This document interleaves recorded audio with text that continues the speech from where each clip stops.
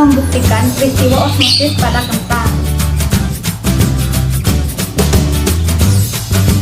Peristiwa osmosis adalah peristiwa difusi atau perpindahan pelarut dari larutan yang lebih encer atau pelarut murni ke larutan yang lebih pekat melalui membran semi-permeabel. Sedangkan tekanan osmotik adalah tekanan hidrostatik yang terbentuk dalam larutan yang lebih pekat saat osmosis terjadi. Tekanan osmotik inilah yang akan mempertahankan kesetimbangan osmotik antara suatu larutan dan pelarut murninya yang dipisahkan oleh membran semi-permeabel. Yang diperlukannya yaitu 1 sendok, 2 penggaris, 3 mangkuk plastik, 4 piring. Bahan-bahannya yaitu 1 kentang, 2 air biasa, 3 air garam.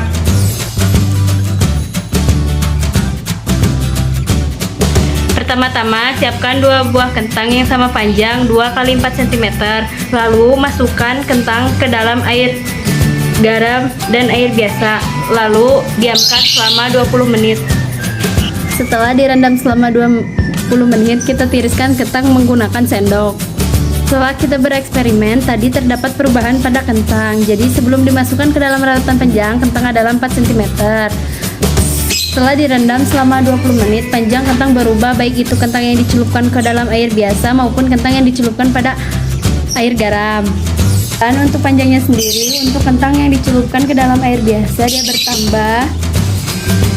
bertambah menjadi 4,5 cm. Sedangkan kentang yang direndam pada air garam, dia menyusut menjadi 3,8 cm.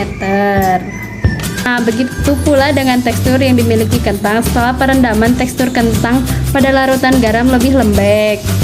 Sedangkan pada perendaman air biasa, tekstur kentang lebih keras.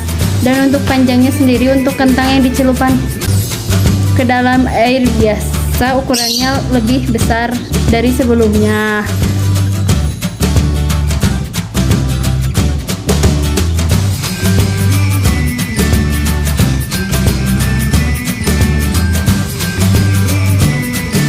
Teman-teman, tadi ada perbedaan ya, kentang yang dicelupkan ke dalam air biasa dan kentang yang dicelupkan pada air garam.